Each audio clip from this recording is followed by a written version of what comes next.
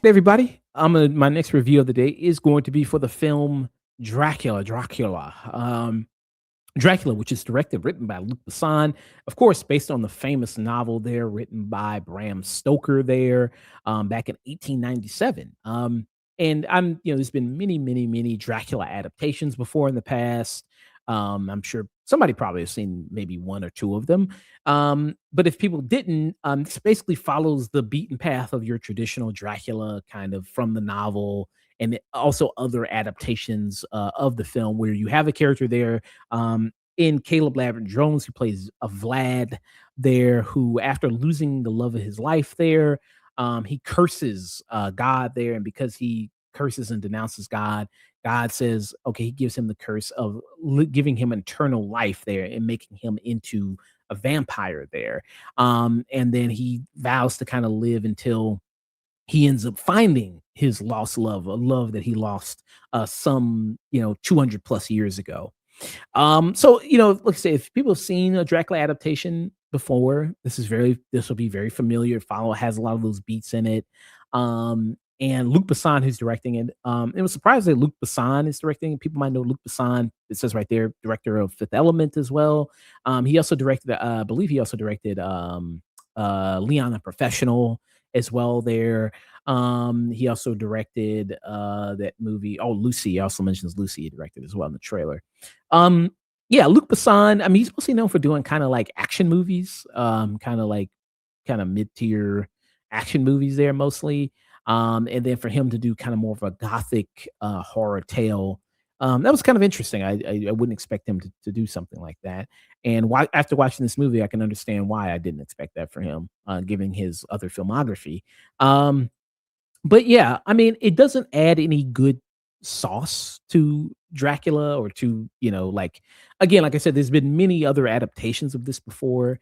And I don't think, like, watching this, I go like, oh yeah, definitely. Like, I would put this on the list of some other, great Dracula adaptations. Obviously, the most, probably the bigger one, I'll pull up a trailer for it right now, is Bram Stoker's Dracula, was directed by Francis Ford Coppola, which Francis Ford Coppola, obviously iconic director. And we actually did a retro review for this movie. I believe I did it with Sage from Rated M for Immaturity there, and how, like, sexual and sensual this movie is, how horny this movie is, the gothic nature, the look of, like, the castle and the costuming, all that, the way it kind of works, is very well done and very kind of awesome there. Very beautifully done in this movie.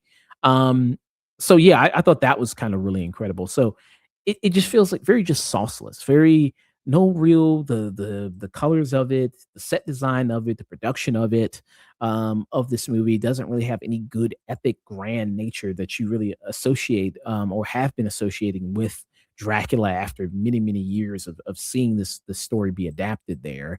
And maybe you're saying, okay, well, Luc Besson, him being an action guy, how is some of that in the movie? Do they do a good job at maybe portraying that?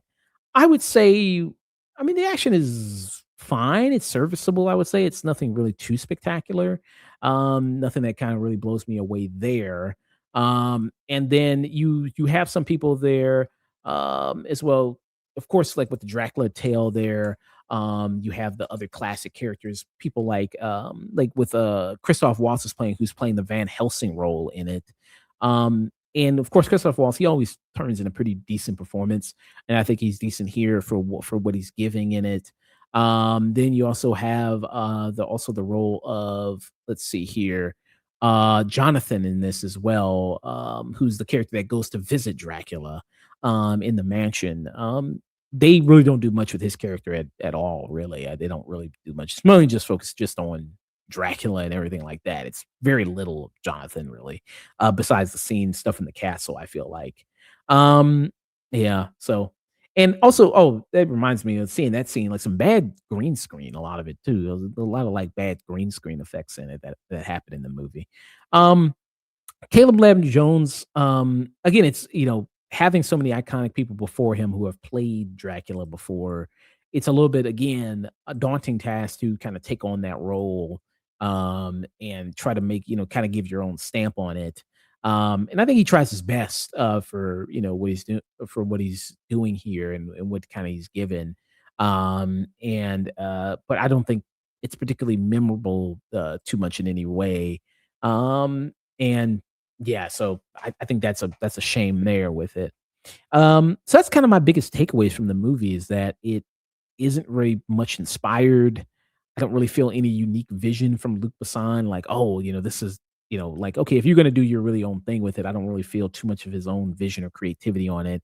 And like maybe some of the stuff in it, I think, that is more of his kind of tone maybe doesn't work out so well with the movie and doesn't do such a great job with it.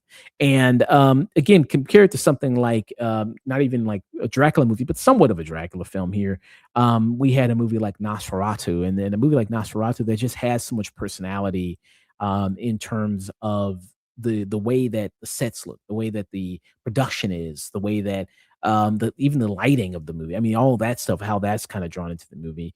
Um, and so many of the performances there are just kind of really, really well done and really kind of iconic there and really work really well. I thought that that was, really, really well done and the way they kind of execute that. And that's what I mean when I say kind of like this Dracula 2025 is kind of just sauceless. It's kind of just like a nothing of kind of a movie for me.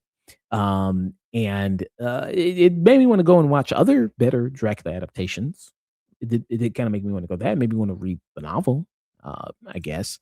There's a benefit of that. I don't mean to dog on this movie too much, um, but it just was like, yeah, it's not really doing anything too inventive with the Dracula lore or what the Dracula's doing, that I go like, "Oh, yeah, you need to kinda check this out," or "This needs to be" if you are a fan of Dracula, or you're a fan of vampire stories, that definitely you need to go watch it.